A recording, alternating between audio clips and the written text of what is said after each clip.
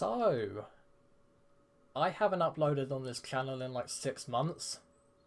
Sorry. Uh, at the end of last year, I was going through some stuff and I spiraled and I had sort of like many mental breakdowns that lasted the span of like a good 4.5, 5 months. In that time, I did make a great new album though called Call Me When You Get to Hell. So I don't know why I'm pointing, there's nothing there. But link in the description if you want to check that album out. And I've just been thinking recently, why not reboot this channel somewhat? Start uploading again, because I did enjoy it while I was doing it before all that other stuff happened. And just basically do what I did before. You guys seem to enjoy it. That last video I uploaded before I disappeared, the review of the Slipknot album that came out at the end of last year, was the last time I uploaded. It did pretty well, that video. It's one of the best videos I think I have done in terms of views. And I just thought the other day, why not bring this back? I did a poll on Instagram. Quite a few people said yes, start it back up. So here we are today. I'm going to be focusing more so on movie related stuff this time around though, not so much the music side. I've been on a really big horror binge recently, so I'm going to be talking about a couple of horror movies in the next few videos, but more specifically today, I'm going to be talking about Scream 6. Yes, 1 week after I've seen it, I'm still thinking about it, so let's go. First off, I just want to stress, before I start talking about Scream 6, that I've never been the hugest fan of the whole Ghostface and Scream type situation in terms of the movies. I saw the first movie when I was pretty young. I think I must have been about 11 and I didn't really like it. And then recently I heard Scream 6 was coming out. So I watched the first one, I watched 4, I watched 5, and now I've seen 6. I don't know why I didn't watch 2 and 3. I actually had 4 on Blu-ray for about, I want to say about 7 years, and I just never watched it until about a month ago. So just to give you a kind of insight of how I feel about the franchise that I have seen so far. 1, I really like now that I've actually matured a bit and grown up. 4, I also really like, so that's always a bonus. 5, I quite liked. I think it's probably might be the worst out of the 4 of the Scream movies that I have actually seen. But I still enjoyed it quite a lot. Quite a few people I saw online saying that they didn't really like the killer reveal and the motivations. I thought the killers in that movie were actually great, to be perfectly honest with you. Richie and Amber, I found them very enjoyable, and I thought it was a decent movie overall. But Scream 6, how does it stack up? Well, I'm glad to say it's a very enjoyable time at the movies, which is kind of difficult to say considering it's probably not going to be in cinemas for much longer by the time this video goes up, because I'm like a week late talking about it, but I definitely recommend it. First off, I just kind of want to say that I'm genuinely surprised that I enjoyed this movie as much as I did, because like I mentioned before, I enjoyed Scream 5, I enjoyed the new cast to an extent. I didn't particularly love them for the most part in that movie. So going into this movie, I thought, you know what? There's nothing else on that I really want to see. I'll go watch Scream 6. And I was pleasantly surprised. I mean, this time around, the acting, I think, is a lot better. I am much more on board with the new characters, or the core 4 as they're called, in this particular movie. Jenna Ortega is great in pretty much everything. She's kind of become like the newest Scream queen of my generation. Everyone seems to be on her side at the moment. Melissa Barrera as well as Sam. I didn't particularly love her in Scream 5, but in this movie she kicks all sorts of ass. She's great. One of my favourite characters in the entire franchise now. I also like the fact that even though we don't get Dewey in this movie because he kind of, you know, he's a bit dead, isn't he? Stabby, he did die in number 5, and Nev Campbell didn't come back because of a pay dispute. So we get Gale and we get Kirby back from Scream 4. I know I've only just recently gotten into this franchise, but Kirby was a character that I loved in Scream 4, and I'm glad she's back. I can't even speak. Glad she's back, sorry, for Scream 6. Although I think she might have been slightly underused. There is a decent misdirect with her towards the end of the movie before the killer reveal, but it was just great seeing her back, even if it was a little bit redundant at times. And yeah, I am going to be talking about spoilers just a little bit. I'm not going to go plot for plot, but in order to actually tell you guys, I guess, what my favourite parts of the movie were and what I enjoyed the most about it, I kind of have to spoil a few things. I think my main negative, let's get that out of the way first, the main negative was the last 15 minutes. I was so enjoying this movie, the misdirects, the twists and turns, and I'll get into my positives in a second, but that killer reveal, wasn't feeling it. I enjoy the three Ghostface thing. I don't particularly enjoy the characters that it ended up being.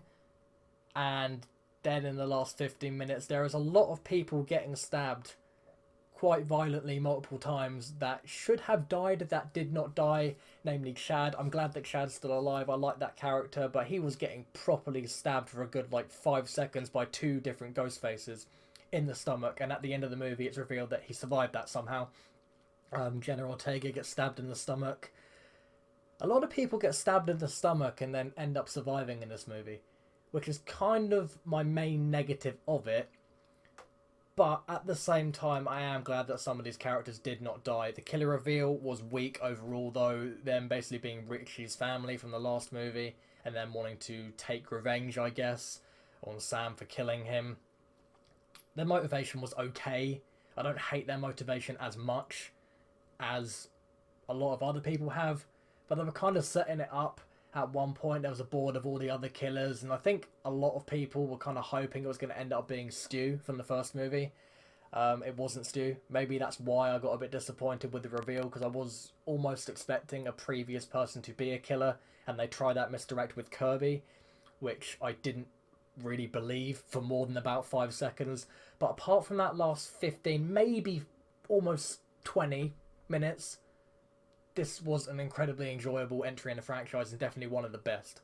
On top of that, I think this movie has some of the best sequences in the entire franchise, which definitely hold it up. The scene in the shop with the shotgun that was in the trailer is very tension filled. It's one of my favourite aspects of the entire movie. I know when the trailer came out, it looked like Ghostface kind of just disappeared when he got shot out with a shotgun. He doesn't. He ducks out of the way before the bullet, could actually feasibly hit him.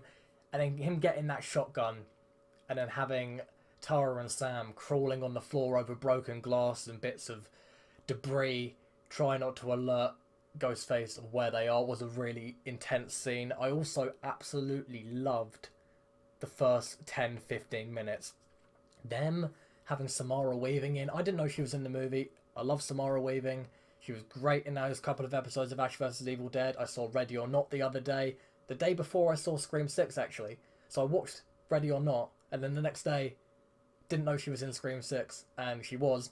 That whole first scene of her being a professor who teaches about slashers, and then her getting killed by one of her students who also knows Tara, Jenna Ortega's character, and that sort of interaction of them knowing each other, having a casual conversation just after he's killed his teacher, revealed to the audience that he is Ghostface.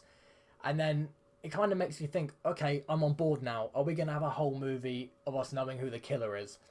Unfortunately not, but once he goes back to his apartment and speaks to his accomplice, and you find out that he's dead and being chopped up and put in a freezer, I found that quite funny and entertaining, and they're killed by one of the actual ghost faces of the movie. That, even though I kind of wish we knew who the killer was from the beginning, because that would have been a very interesting angle to take the movie, I'm really satisfied with the opening 15 minutes.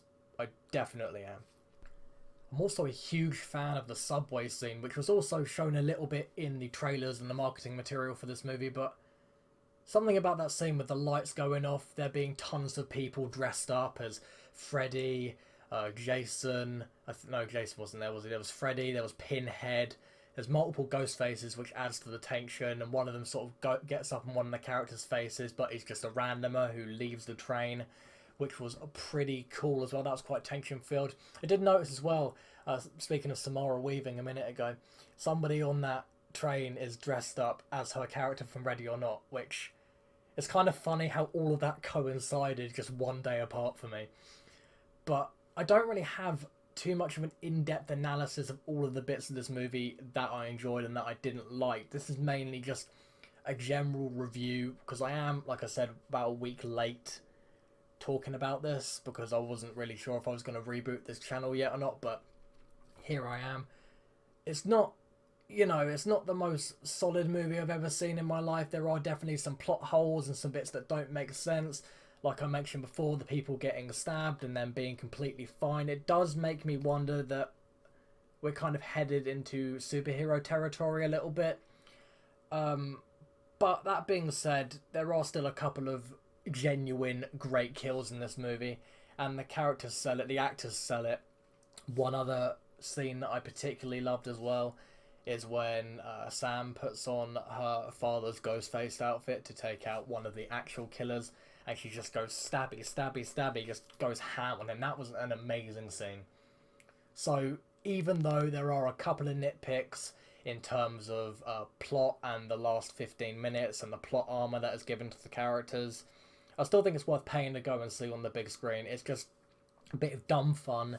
It kind of revitalizes the series and takes it in a slightly different direction. Keep in mind, I haven't seen 2 or 3, but I know what happens in them. So from the movies I've seen, this is definitely one of the better ones. I'd probably put it second or third. I'm not sure if I quite like it better than Scream 4 because of the last 15 minutes or so, but up until like the last 15 minutes, this would have been my second favourite out of the ones I've seen. But those are really my main thoughts. I know it wasn't a particularly structured video, but just to get off my thoughts of what I thought about this movie, it's good. Go and see it. I'm going to give it a 7 out of 10. I don't think I can really give it any higher than that, simply because there are genuine issues with the story and the filmmaking. But besides that, I definitely recommend you guys watch this. I'll see you guys in the next video, which I haven't decided what I'm going to be talking about yet, but it's going to be something interesting. Stick around.